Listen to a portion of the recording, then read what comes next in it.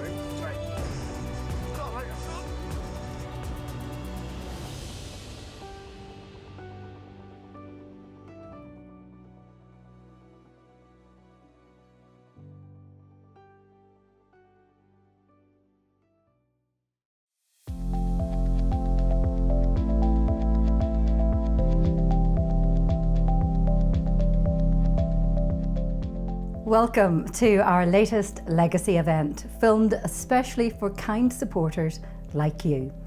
People who are giving an extra special kind of support to the RNLI. Before we get started, a quick note about subtitles. You can turn on captioning by clicking the subtitles button in the video player or by pressing C on your keyboard.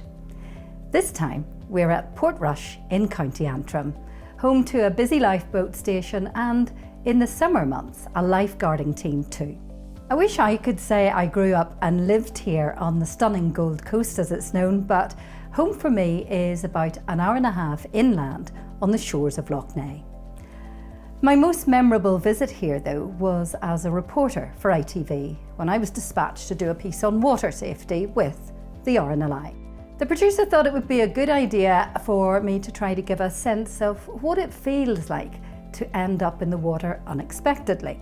Now, while it was a controlled environment with the amazing RNLI volunteer crew standing by, those few minutes alone in the water, drifting further and further out to sea, were some of the loneliest and scariest I've experienced, and the smallest I've actually ever felt.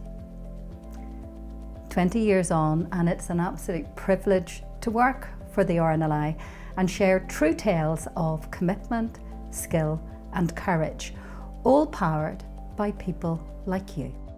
First up tonight, we have a special message from our Chief Executive, Peter Sparks. Next, there's a short film about Joanna Hicks, whose life was saved by an RNLI lifeguard. Then we've a chat with lifeguards Annie and Michael. You'll meet John, who swapped retirement for lifeguarding. Then we'll speak to Mark and Carl, who are part of the crew here at Portrush RNLI. And finally, you'll meet Sylvia, who funded a lifeboat in honour of her late husband. Over to you, Peter. I'm Peter Sparks, Chief Executive of the RNLI, and it's my great privilege to lead our remarkable charity into its third century of lifesaving. I've now been in post for just over a year. The incredible life-saving work of our volunteers and staff do, and the humbling generosity of people like you never ceases to amaze me. 2024 was an exceptional year for the RNLI. we commemorated and celebrated 200 years of saving lives and inspired a new generation of lifesavers. Of course, it was also business as usual. Lifeboat crews, lifeguards and water safety teams joined forces once again in common purpose to deliver a world-class life-saving service as we strive to save everyone. We'll bring you all the impressive statistics in a moment, but I just want to highlight that behind the numbers are real people. People like our lifesavers, facing everything from storm force winds and freezing seas to powerful rip currents and dangerous tides. The people they save returning home safely to their loved ones and communities, and people like you helping to power every rescue. I think you're really going to enjoy this special celebration. We have some truly heartwarming stories coming up. And it's little wonder that we have such great stories to tell. RNLI volunteers have been serving their communities for generations, thanks to generous people kindly remembering us in their wills. This evening, you'll hear all about and see firsthand real examples of what these gifts have made possible. I hope we leave you feeling inspired and proud to be an RNLI supporter and part of our family. I know that leaving a gift in your will is a big decision, and a very personal one too. So I'd like to reassure you that the RNLI never takes this incredible kindness for granted.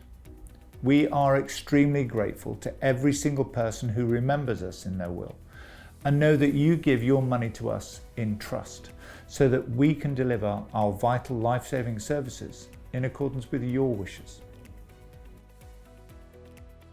A few people are fortunate and kind enough to give large amounts. But even if you think what you can leave is relatively small, please know that it's not small to us. It's not small to the volunteers who depend on the kit and training it helped fund. And it's not small to the person whose life it will help save. That's one more person who will live on to tell their own story, thanks to you. And thanks to a report recently compiled for us by the Worshipful Company of Actuaries, we now know that around 4 million people are alive today that would otherwise not be without the RNLI. It shows that over the 6 or 7 generations since we were founded in 1824, one person could give rise to 100 or more descendants. So a significant proportion of today's population in the United Kingdom and Ireland has reason to be grateful to the RNLI's crews for saving an ancestor at sea.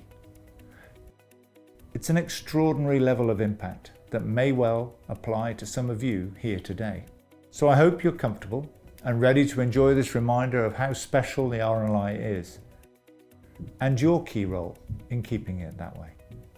Thank you. Back to you, Siobhan. Thank you so much for your inspiring words, Peter. Last year, in 2024, this is what you helped make possible. There were more than 25,000 people helped by RNLI crews and lifeguards. Let's just think about that for a moment. That's an average of 69 people every single day. RNLI volunteers left their work, their families, often in the middle of the night because those people needed help. There were more than 9,000 lifeboat launches at all hours, day and night. More than 19,000 children took part in Swim Safe, learning essential water safety skills. There were nearly 8,000 volunteer crew members and shore crew willing to drop everything to go to the rescue. And our crews put in more than 57,000 hours at sea, doing everything they could to save everyone. And none of this would be possible without donations. They're so incredibly important to our life-saving service. But do you know how crucial gifts and wills are too? That's a question I hope to answer for you this evening. If you'd like to learn more about leaving a life-saving legacy, you can download your free Gifts and Wills guide from rnli.org/event guide. If you'd like to jot that down, I'll repeat it. rnli.org/event lifesaving.org/event guide. And thank you so much to those of you who have already downloaded your copy. The link will be in the description of this video after the event, so if you haven't downloaded your copy yet, don't worry, you'll have time to do so at the end.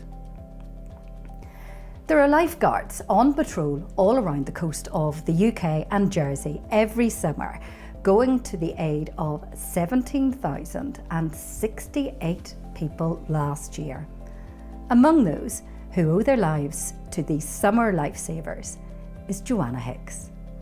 You may already be familiar with her rescue story, but we're sharing it again as it's just so extraordinary. This is Joanna's story. My name's Joanna Hicks and I'm 64 years old and I live in London, West London. I probably wouldn't swim a marathon or something like that. Yeah, I think, I've always thought I was a good swimmer. I mean, as a child, we would go on holiday to the south coast, and so my summer holidays were always spent swimming in the sea, in the English Channel. Every year, I always make a point of wanting to get into the sea around the British Isles somewhere.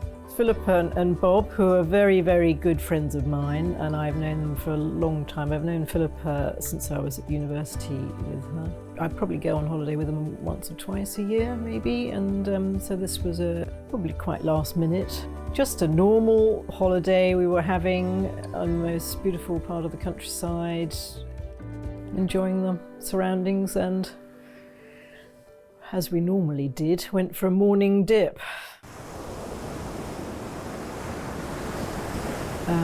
And it was my last day up, so that was the day when I went in, and it was just very different. I can't really tell you what happened. I went in, I thought, oh my God, this isn't right, and I couldn't get foothold anywhere. And the waves were relentless as well, and then I don't remember anything else. So I lost consciousness.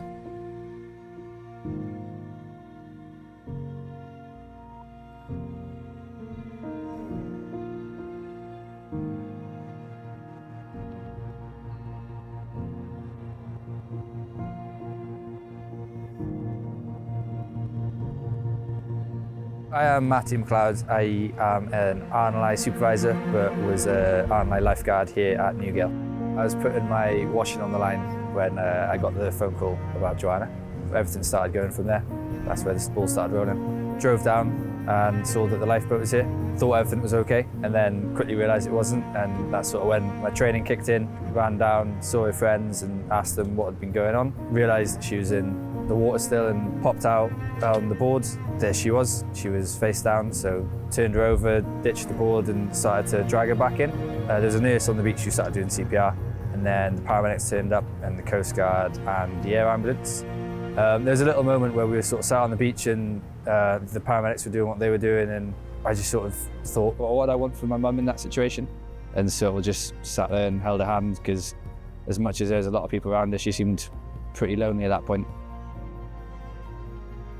Cannot imagine what Philip and Bob must have been thinking at the time. And what, there must have been half an hour more on the beach wondering where I was and trying to get me out. And then we swiftly moved her off the beach into the air ambulance. At that point, I thought I'd never see her again.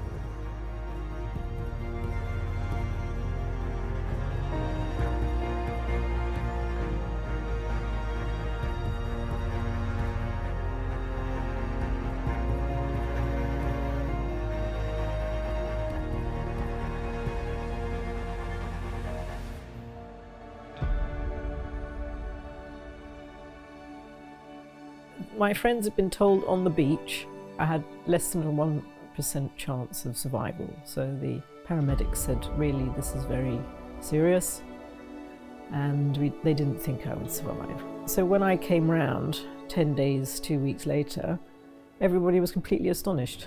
I was completely compos mentis. I mean, I'd been, Normally you'd have some sort of, after effects or damage or, something. The only thing I had was I couldn't feel the end of my left index finger, and that was the only thing that was slightly wrong.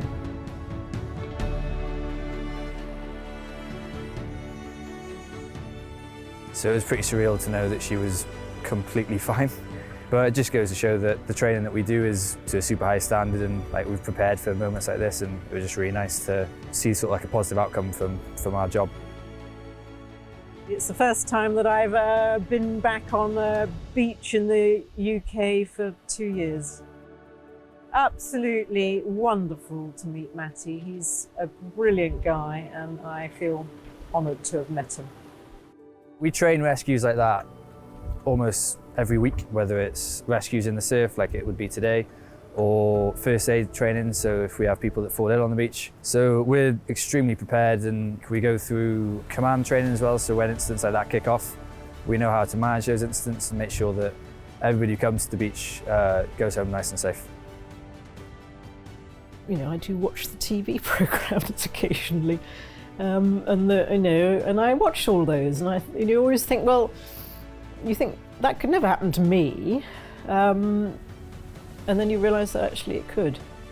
The RNLI is a charity, and it doesn't exist without contributions from the public, like me. And so without doing things like that, they wouldn't be able to do what they do. So of course I'm going to support them. And now, having had the experience I've had and experienced the amazing way they dealt with my incident and managed to save me, of course I'm going to support them, because they wouldn't be here today, and I wouldn't be here today, without these charitable donations. And I will remember them. I will. That is my the least I can do. I've seen Joanna's story before, and each and every time I see it, it gives me goosebumps. And lifeguards can't save people like Joanna on the beach without the vital kit and the training provided by people like you. Let's take a closer look at what lifeguards need to be ready for the beach.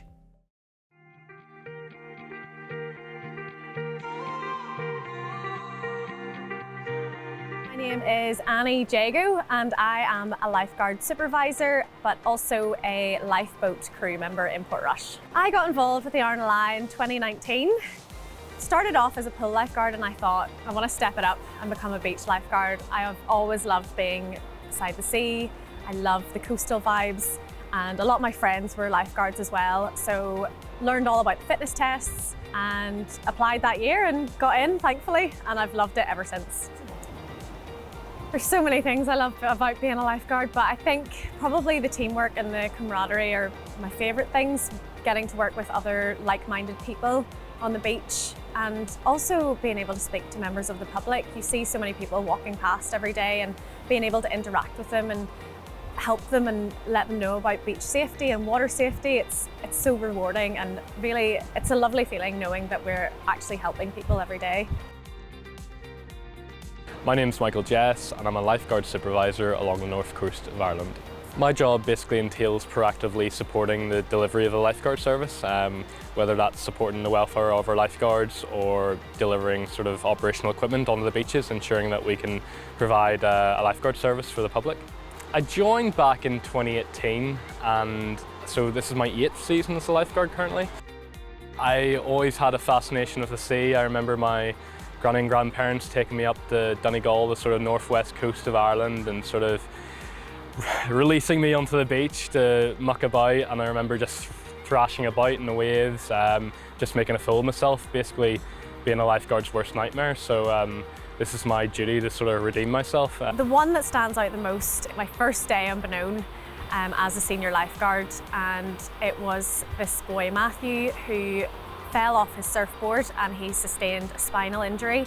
So I'd just gone on an ops leadership course, which is run by the RNLI, and really helped with my knowledge as a senior lifeguard to process the situation and understand how to run through my team and get all the information that I needed to help Matthew at that time. And it was thankfully a very smooth operation. And I think what's most memorable about that would be that I actually was able to hear about Matthew's story a year on and know how he was getting on, because he was told he was never going to walk again. And then a year later he contacted me and asked me if he could get a surf lesson, and I was more than happy to do that for him. And it was amazing seeing him actually stand up on the board after a year exactly to the date of his injury. I always think back to an incident on Ballycastle Beach. So essentially it was quite a high swell day. There was people on pedalo bikes on Ballycastle across sort of down towards Pans Rock, a separate area of the beach that we lifeguard from.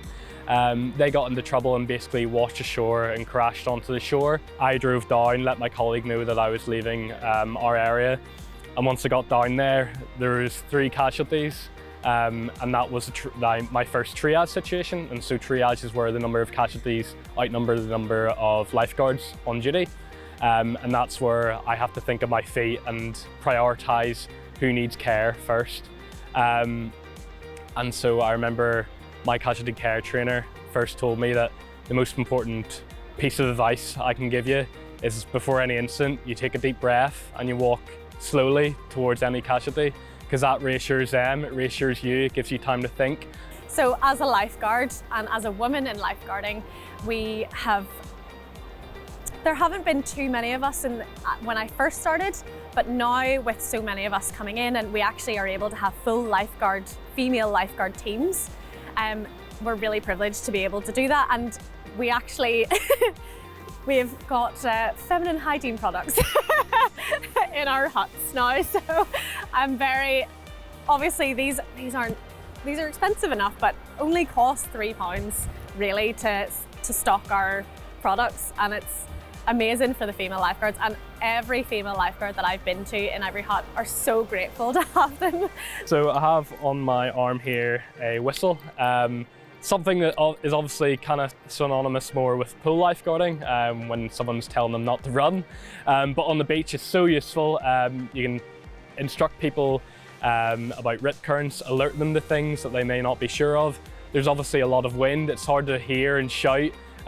We'd be doing a lot of that if we didn't have whistles, and I've made a wee modification on it. I've put a wee hair bobble on, but this is just so handy for when I'm doing rescues and they can easily access it on the arm here. I would say that no matter what you left, whether it be £3, £300, it's greatly appreciated.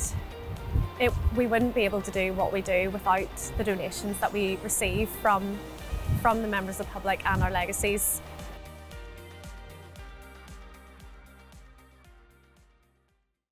Lifeguarding provides life-changing skills and experience for recruits who are often in their teens and 20s when they join. But some of the team have decades of experience. Cue John Irwin, who has swapped retirement for saving lives at sea as an RNLI lifeguard.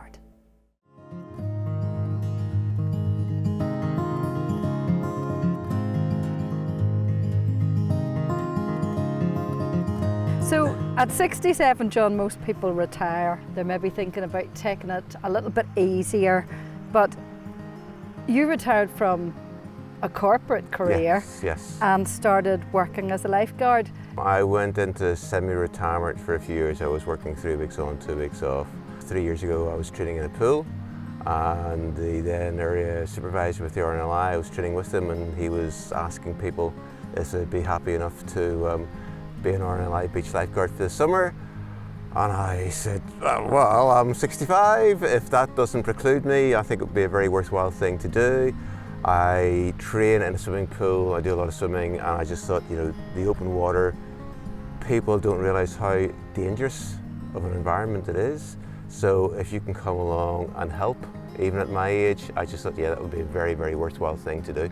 I ended up living in Kilkeel, so County Down somewhere was going to be where I would be lifeguarding. It may not be Bondi Beach, but it's still pretty stunning. I work here, I work Cranfield, the other beach which is lifeguarded is Murdoch. Being the oldest member of the team isn't really relevant because everybody's into swimming, everybody has mostly the same interests, and saving lives at sea, as they say, that's what we do.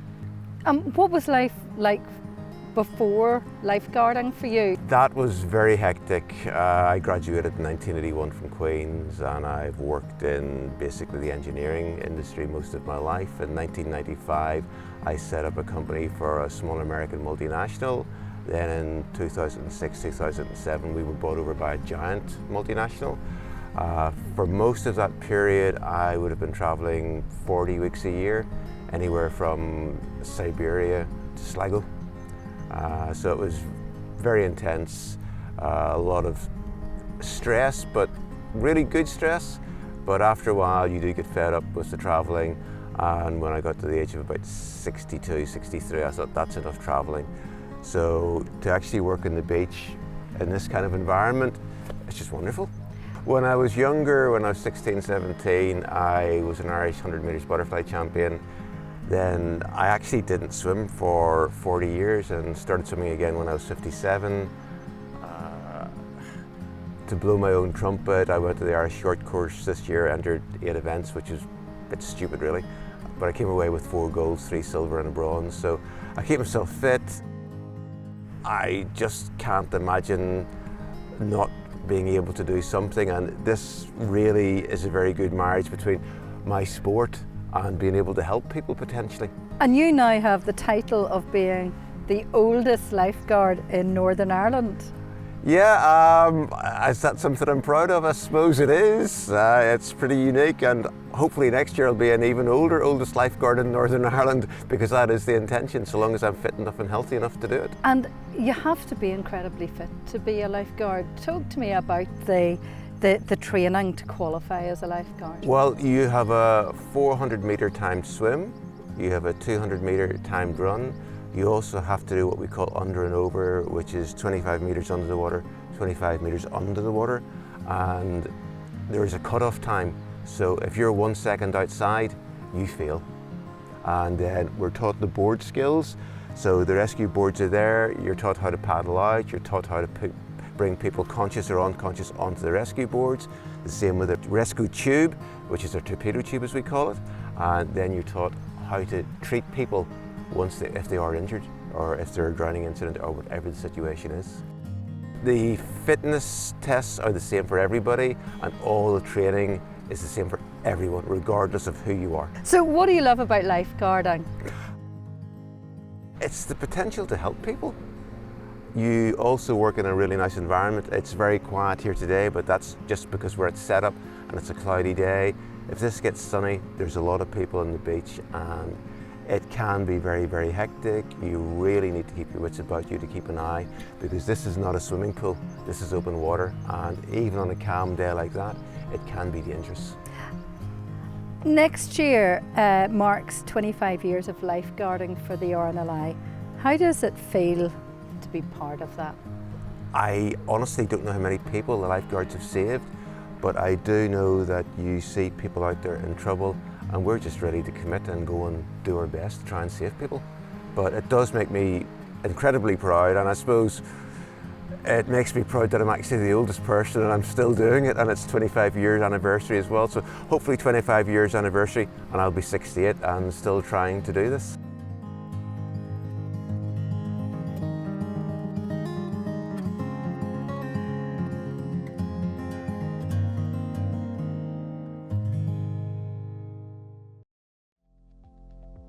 It really is a reminder that your support keeps lifesavers and those they rescue safer from the beach to the open sea. Next up, we're talking to Mark Mitchell, a coastal lifeboat trainer. I caught up with him to find out what or who inspired him to join the RNLI.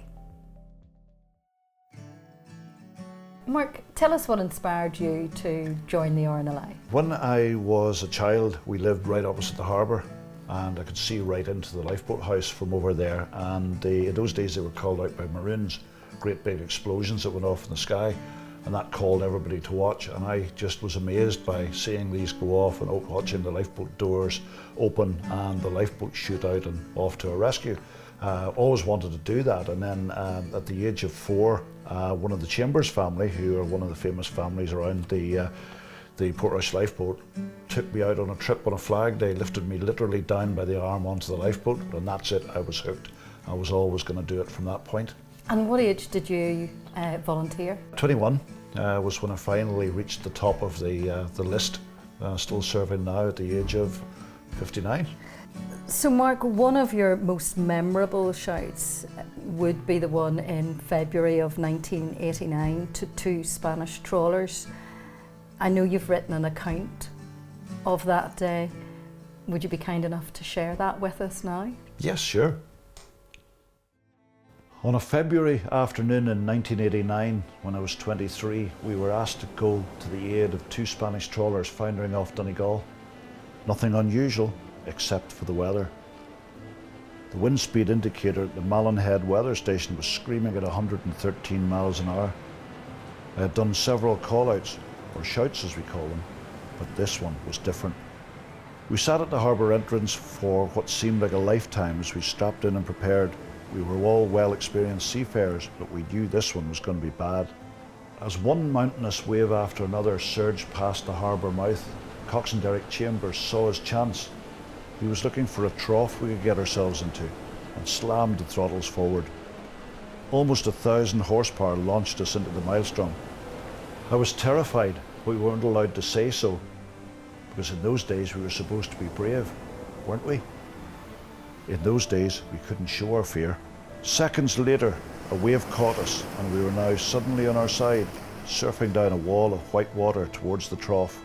In a lesser boat, we would have been gone, but the legendary stability of the Arran-class lifeboat Richard Evans pulled us back to something resembling an even keel, and we turned to face the next one. It was obvious, however, that the Deputy Second Coxswain, Terry Murdoch's ribs were broken. Despite the injury, he went on doing his job at the radar. At the end of the day, there were only 7 of us on the boat doing the job, so we go on if we can. The next wave, we climbed, before it was plucked away from below us. Now 28 tons of boat and men were falling, our propellers beating in clear air. Surely no boat could take the inevitable impact. As we hit the wave's trough, the sea exploded around us. We were now completely submerged. The constantly moving window wipers, designed to clear away heavy spray, were now stopped by the force of the sea, their powerful motors screaming in protest. Every rivet and bolt shuddered as the Richard Evans fought her way back to the surface. But then, there we were, on the next crest. The next few waves were the same, but as mariners will know, a boat needs her sea room, a room to manoeuvre, and as we broke out of the bay and into the open sea, the waves, though giant, became more predictable, and we could now read them and brace ourselves for each impact. Just then the radio message came through. The 2 Spanish trawlers which had been in difficulty were now in the shelter of Loch Swilly and no longer in any danger. The message said we could return home, but we couldn't. No boat could turn in these conditions without inevitable capsize. We had no choice but to go on towards the shelter of Loch Foyle and the haven of Greencastle, relatively sheltered from winds of this direction. Normally a 45-minute passage, we battled on for 3 hours as the coxswain played the throttle and wheel to keep us upright. At last, the welcome shelter of Inishowen Head was sometimes visible above the giant waves, but the sea wasn't going to give up that easily. As the might of the foil pushed against the sea, the waves seemed as big as the Himalayas. We were to almost suffer a pitch pull, where the boat is tossed stern over bow like a child would casually discard a stick. Not a survivable prospect. Once again, the legendary Arran fought off the advance, and we were within the safety of the mighty loch. I unstrapped and with my colleagues went forward to prepare the fenders and ropes for mooring up. The force of the wind was like an unseen hand. I needed the last of my waning strength to fight my way forward. Then there we were, alongside. Mechanic Anthony Chambers pushed the buttons that would bring the faithful Caterpillar diesels to a well-earned rest. And there it was, silence. For the first time that night there was an almost painful silence. And there we were, alive and alone with our own thoughts. That's a really incredible account. Mark, you were just 23 at the time, and you really paint a vivid picture of how courageous the crew were, but also the capability of the lifeboat. So lifeboats traditionally have been built from the best materials and the best designs, and they're super strong. So certainly if we didn't have confidence in the boat before, we certainly did after that. And you talked about the force of the wind being like an unseen hand. How would you sum up the protection provided from afar that legacy gifts and wills can provide? It's interesting you say that, because a recent donation had allowed us to access the absolute best of kit for the first time that day, and it was really quite amazing, the comfort, the protection that gave. But the equipment has evolved as materials have evolved, and the RNLI, they never take on new technology right away. They wait till it's been tested, which is good. And a lot of the boat materials came from Formula One, particularly carbon fibres and different resins. The gear with modern protection and breathable fabrics keeps the crew safer and drier at seas, because when you're wet at sea it's really miserable. Just how important is that gift in a will, Mark, to you as a trainer of essentially volunteers who may not even have any background in seagoing whatsoever? Very much so. It's very important. The gifts that we get in wills that provide the best equipment that we can provide for those volunteers means that they'll feel a lot more safe at sea, knowing they're wearing tried and tested equipment that they feel very responsible for as well, in looking after the money that a donor has provided. The vital thing is that it keeps them safe to bring them back to their families at the end of the challenges that they've had during that day or evening. And thank you for all you do. Thank you. Another memorable shout for the Portrush crew was in 2009, when the crew launched to the rescue of two 14-year-old boys trapped by the rising tide. One of the crew on that shout was Carl O'Neill, who is coxswain here at Portrush. Carl's here to tell us about that rescue. You're part of the legendary Chambers family, long association here with Portrush RNLI. Talk to me a little bit about that. So I'm 5th generation Chambers now in Portrush Lifeboat, and it started off with my great-grandfather, Carl Chambers, who I was named after. He joined the crew in 1924 after leaving the Navy. He took on the first full-time role in Portrush as the engineer when the first motorised lifeboat came to Portrush. And you've been involved since when? I've been involved with Portrush Lifeboat since 2006, so I'll be 20 years next year. Is it a silly question to ask you what inspired you to join? I grew up, obviously, with my family being very involved with the RNLI, but I remember growing up in particular around Portrush Harbour. We would, just enjoy the water in and around the harbour, and I would always see the grown-ups who were friends with my parents running along the quay, but when I saw them running, they always had their hand by their hip, and I always wondered what that was, and then I learned that was the lifeboat crew. And what they were doing was they were running for a shout, but they didn't want the pager falling off their belt. So these guys were my heroes, because I would be playing in the harbour and see these guys running towards the station, and if I saw someone holding the hip, I knew there was a lifeboat shout. It got to a point, even as a kid, I would run around the harbour with my hand on the hip just so people would think I was part of the crew as well, even though it was probably just me who noticed that. No one else knew that it was lifeboat crew. So it was just seeing these guys when I was growing up, they were my heroes, so I would look forward to the time where I became of age that I could join the crew. So you're in a pretty unique situation in that you've been both a lifeguard and crew. Talk to me about the roles that you've held. Yeah, so I started volunteering in 2006. Then the lifeguard service came to Northern Ireland in 2011, and during that time, manager who was organising and setting up the service was in here talking to us and introducing himself to us, and I got talking to him and he says, we still need lifeguards. Became part of the lifeguard team in 2011. Loved it, climbed the ladder as the years went on. From 2015 I was lead lifeguard supervisor for the beach lifeguard service in Northern Ireland up until 2024. It's a beautiful part of the country. Maybe you could tell us a little bit about the sort of rescues. Rescues are common reasons maybe that people get into difficulty. Most of them would tend to be around, because we have such a beautiful coast, it attracts a large number of beachgoers. Majority of incidents that we would attend would be people caught in rip currents, whether they have pieces of equipment to help them stay afloat or not.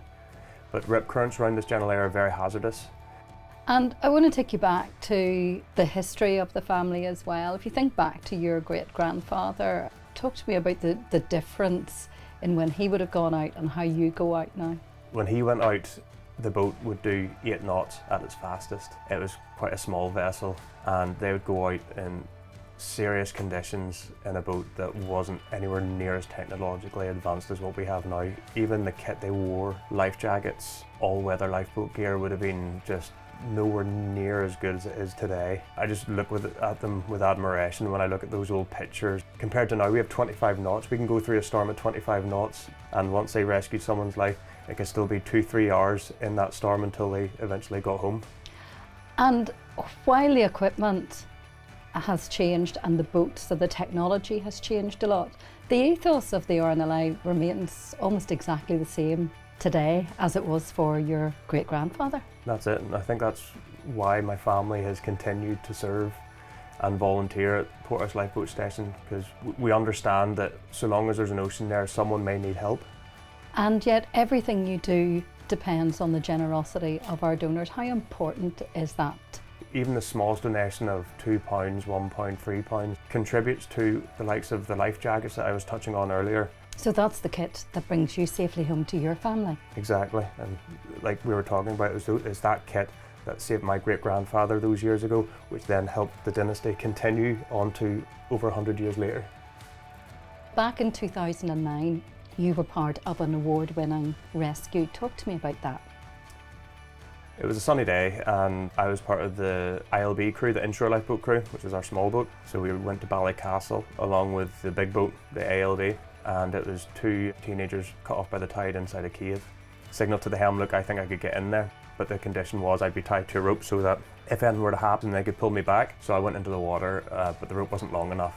And to be quite honest, back in those days, I wasn't the fittest either. So, you know, it probably wasn't meant to be it that day. And the trust we had to have in each other, I couldn't simply just take that rope off, because that would have let down the helm and that would have put me at risk as well as them at risk. So yeah, my Uncle Anthony made the call. He took an ALB jacket and adapted it so that he could go into the water without it going off automatically. Yeah, he went in and rescued them one at a time and brought them to us. We took them in and then passed them over to the big boat. And yeah, still to this day, I look at that and think just how amazing he was that day. It was actually one of the biggest inspirations for me to get into shape was after that there shout. For anybody, that must have been an incredibly frightening situation. You were only 19 at the time. How did you deal with that? Simply down to the training. We train on a regular basis here on station. We go to the RNLI college and pool, and the training was second to none, not only to save casualties, but it's also to keep ourselves safe in the water. And one more question, and I know we've talked about it before, but just how crucial are gifts and wills? Gifts and wills are immensely important. I think it's something like 6 in 10 lifeboat launches wouldn't be possible if it weren't for gifts and wills. And like I say, that doesn't just save lives of people that need us out at sea, it also saves our lives in the kit that we're wearing when we go out to sea and the kit that we use when we go out to sea. So it's immensely important, and I thank everyone that does donate, and I really hope they continue, because it's through them continuing that we can continue to do the work that we do. And thank you to Carl for telling us all about that amazing rescue and the importance of gifts in wills. If you've pledged a gift in your will already, that is absolutely amazing. Thank you so much. Your gift is our crew's protection at sea. It helps lifesavers like Carl return safely home to their families at the end of a shout. Legacies help to fund the lifeboats, the kit, the equipment and the training our crews rely on to save lives at sea. And by leaving a gift to the RNLI, you'll be helping to protect the future of lifesaving too. We've been saving lives since 1824 thanks to generations of courageous lifesavers and caring supporters like you. I know it means so much to our crews to know that they have such special support by their side when they launch. They put great trust in their lifeboats, which are maintained and built at our all-weather lifeboat centre in Poole. So let's take a closer look behind the scenes at this life-saving engineering facility.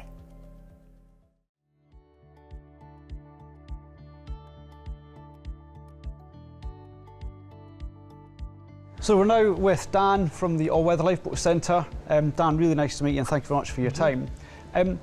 Tell us about the All Weather Lifeboat Centre, how long it's been here, if you don't mind. So the ALC has been here since 2015, that's when we first got the first sort of boats in. And so yeah, coming up to 10 years now. And how many people work in the All Weather Lifeboat Centre? So we've got in the region of about 150, about 20 support staff and then 130 production staff. You mentioned there about building our own boats. We've got the Shannon class behind us. How long does that take to build from today to completion? So from start to finish, we're looking at a process of about 17 months. We have 6 stages in-house, so it's about a quarter of a year for each of those stages, to then the final stage where we then do our trials and acceptance. So yeah, the whole process is about 17 months start to finish. Why is it so important that we build our own class of lifeboats here? In the concept of the ALC was to make sure that we could guarantee the future supply of our assets and make sure that A, they were repaired and maintained to a really high standard, but also built to a really high standard and in a cost-effective way.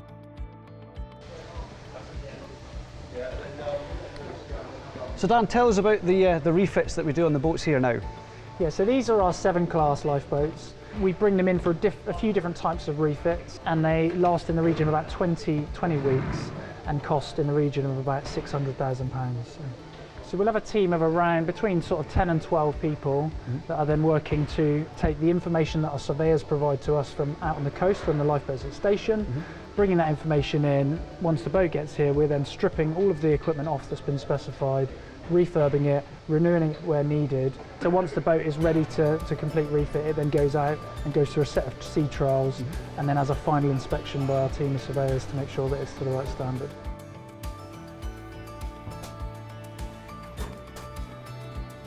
So yeah, this is the engine room of the 7-class lifeboat, and one of the most significant pieces of work we do in refit is to replace our existing Caterpillar engines, which are now obsolete and at end of life, with these brand new MTU engines, which are going to at least see the boat out till the end of its life now. So significant amount of work, lots of pipe work, engine bed changes, installing new systems to make sure that the boats are fit for our volunteers. So.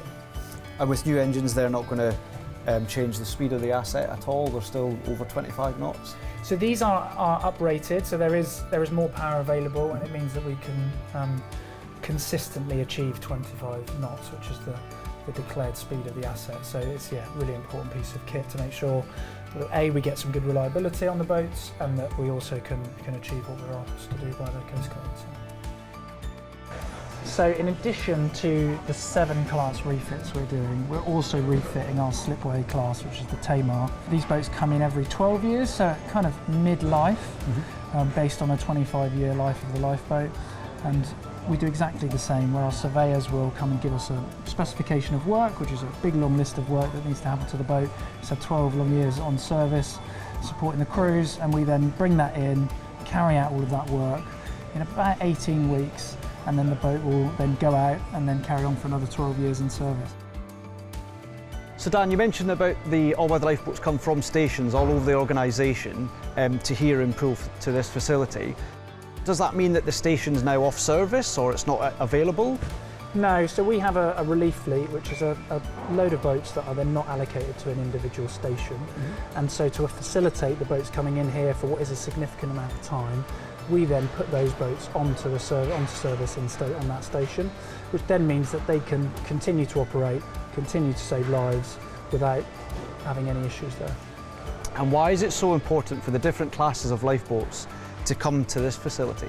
So we've obviously built a really fantastic facility, but we've also built a huge amount of skills and knowledge and experience in the various different types of boats that we've got. And we're best placed now to be able to deliver those refits for the best cost.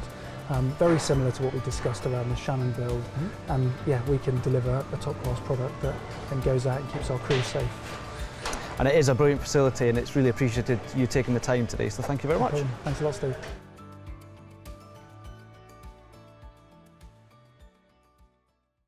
As you may know, anyone who leaves a gift in their will to the RNLI will have their name added to the side of a legacy lifeboat.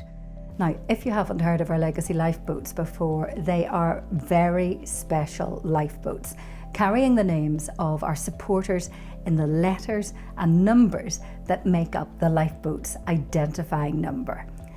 A gift in your will is such a kind gesture, and this is our way of thanking you for your generosity. Let's take a look at our recent special event that welcomed people to see their loved ones remembered in this very special way. So today is a very special event that we've been able to welcome the supporters for Legacy Lifeboat. These are the friends and family of all the incredible people that have left a gift in their will, and we have their name on the letters and numbers of this wonderful lifeboat. They are also escorted by our amazing volunteer tour guides who tell them lots of lovely information about the RNLI and explain quite how important gifts in wills are to our organisation, with 6 in 10 lifeboat launches only possible thanks to those incredible contributions. My name's Sarah, this is my sister Alison, and we've come to see our late aunt's name on the lifeboat. So she was called Pamela Mary Mosby. She was the naughty aunt of the family. Yeah. She would be really proud to know that her name's on a boat, and it's going to be saving lives. Yeah. We're celebrating a very, very close friend of ours, Patricia Mellowish. She came from Liverpool. Her father was a merchant seaman, and she supported the RNLI all her adult life, as far as we know, as well as contributing quite a lot in her will in aid of the RNLI. And we were delighted to find that she could have her name on one of the lifeboats. And it's actually also special that it's going over to Kilkeel, because her mother actually came from just south of Belfast, and so it's very apt. Dad passed away over 2 years ago, and this is the last time something like this, memorialising him, will happen. And it's just so special to see that it's not forgotten, and it's lovely that we can get together, because we don't live together, and come and see something linked to our dad. My mother is on the starboard side of this legacy lifeboat. She worked 40 years. 40 or 50 years. Volunteered in Haybrook Bay, and she ran the Wembury Lifeboat souvenir shop. She was recognised by attending a garden party at Buckingham Palace. She also received the bronze medal, RNLI medal, from the Duke of Kent. I'm here because of my partner, Geoffrey Daniel Holmes. We were together for almost 9 years. The RNLI was his one and only charity. He died the 28th of March 2024. We had a celebration of life for him, and we raised nearly £1,000 for the RNLI. That's my mum. She died about 4 years ago. Lived to 102. She was a grand old lady. And she was a lifelong supporter of the RNLI. I was in tears when I saw her name. Yeah. It's my late uncle, Kenneth Frank Bolting. Him and my late aunt supported the RNLI for 30, 40 years. They lived in Downderry in Cornwall. My father's Alec Roylance Page. It's lovely to see the boat, but very emotional as well. It's like another part of being able to remember Grandad, even though it's been a couple of years now for us, so it's a really lovely marker. I'd spoken to Kilkeel when we first knew about it, and they were so wonderful. They said, look, what's your granddad's name? And we'll feel even more proud to go out there and to do this with his name on the boat. My name's Raymond Newell. I'm a helmsman in Kilkeel Lifeboat in Northern Ireland, and I've been on the crew 30 years coming in May. Our crew are made up of just people that work around the harbour and live in the local villages, and we're more of a family than a crew. And the majority of the crew in Kilkeel are all 25 to 30 year crewmen, like, so we don't leave. There was a lady actually came to me and shook my hand and started to cry and said her mother's name was on it, and it was a privilege to meet somebody that's going to be actually using the boat. We're here because our mum is, Barbara Piercy, is on the boat. We live near Mudderford, and so my mum did fundraising for the RNLI down at Mudderford. So this is a really special day for us, really. Yeah. She always spoke about her name going on a boat, and it's really special now to see her name on there. We've come today to see my sister, Susan Elizabeth Rogers. When we first got the letter to say where it was going to, you know, we said, oh, that's funny. She always was on about going to Ireland, like, you know. I mean, which part? I don't Yeah, know, but we didn't know she was going to stay. Our dad, James, he died in 2024. He was a captain in the Merchant Navy, and then he had cause to use the RNLI later in life. His anchor got stuck, wouldn't coil back into his boat, and they were in the Bristol Channel in the shipping lane, and the RNLI had to come out and abandon his anchor and take them home. It's just nice to be part of it, I think. You know, and Emma said something earlier about how it's nice that his name's going to go back to sea. And, God, that's just a really lovely thing, isn't it? You know? Today we're celebrating my granddad's donation to the RNLI. It's very emotional, actually. Unfortunately, my mum is housebound, so she's unable to come, but she's very excited for us to be able to come and see it. So we're celebrating George Shering-Lucas, better known as Mike, and his wife Rita Shering-Lucas, our mum and dad, who left a legacy to the RNLI. They've been ardent supporters of the RNLI all their lives, despite living about as far from the coast as you possibly can get. Both of us have been sailors. They felt it very important that when he gets stranded somewhere in the middle of nowhere, that at least they put a few bob to rescuing him. So far, we haven't had to call on it, though. I'm really hoping not to.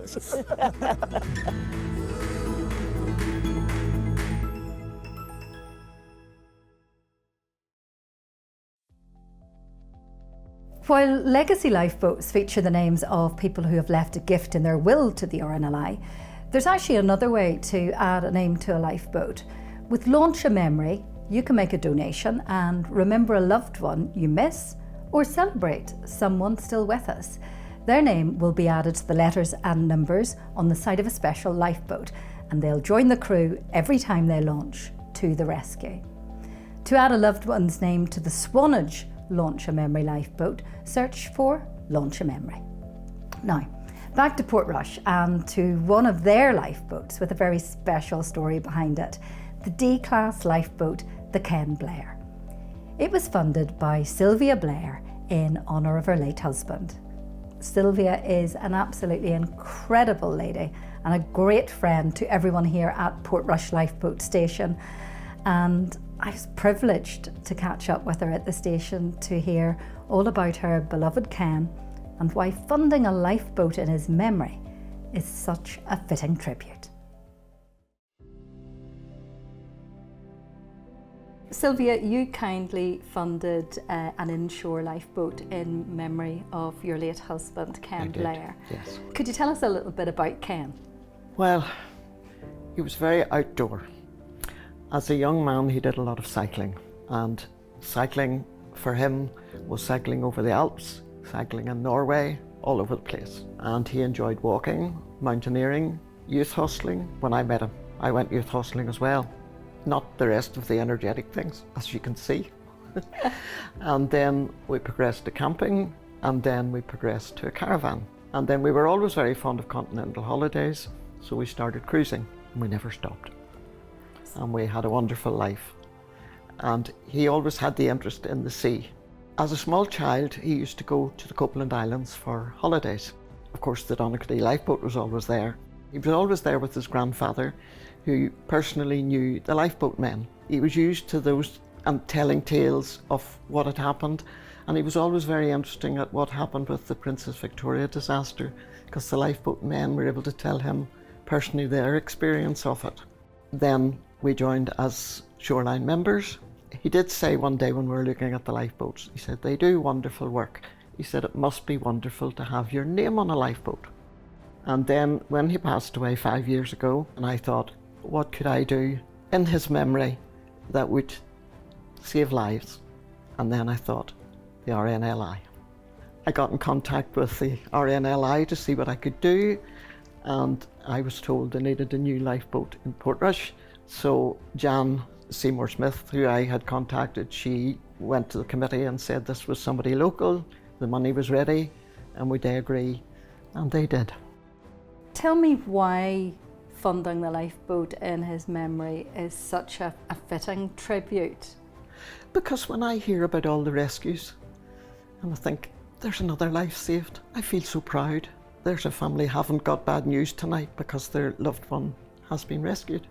And that's because of Ken, Yeah. and because of Yes, his and I'm legacy. sort of proud that it's the Ken Blair who has gone out and helped. Just describe that relationship that you have with the crew here at Portrush. Well, it's like the relationship you'd have with personal friends. And they keep in contact with me, and they invite me to things that are happening in Portrush. They've been so good. And you get regular updates as well. Yes, very regular. Every time the Ken goes out, I hear about it. You mentioned to me earlier, Sylvia, that funding the lifeboat has opened up a whole new world to you. Would you care to tell me a little bit more about that?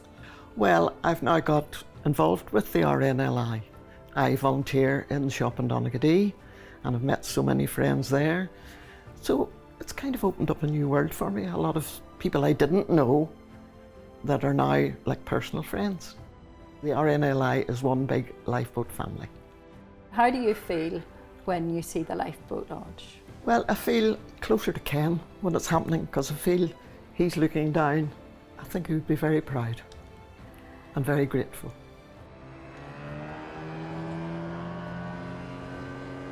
What do you think of the volunteer crew? Because you meet them quite regularly. I think they're heroes. I mean, they're going out in all weathers. They're risking their own lives to save others. It's meant a huge amount to the RNLI and the crew here at Portrush to have the inshore lifeboat. But what does it mean to you? Well, it's keeping Ken's name alive, and the fact that he wanted to help other people, it is obviously helping a lot to save lives. I always feel when I come up here that Ken's with me and the lifeboat's sitting there. It's a strange sensation. If someone's thinking of leaving a gift in their will to the RNLI, what would you say to them? I would say that's wonderful. That's lovely, thank you. Sylvia is an incredible lady, and we are incredibly grateful to you, Sylvia. And that just about brings us to the end of this event.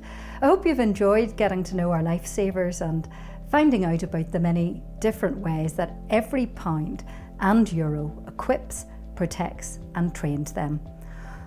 Also that they can help people like Joanna live on.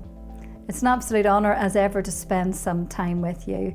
And a quick reminder that if you'd like to find out more about gifts and wills, you can contact the team by calling 0300 300 0124 from the UK, 01 511 9869 from Ireland, or +44 1202 33 6591 from any other country. You can also email legacy_engagement@rnli.org.uk, and the team's available Monday to Friday between 8 AM and 6 PM. Thank you once again for standing beside the RNLI, and I hope you enjoy the rest of your evening. Thank you.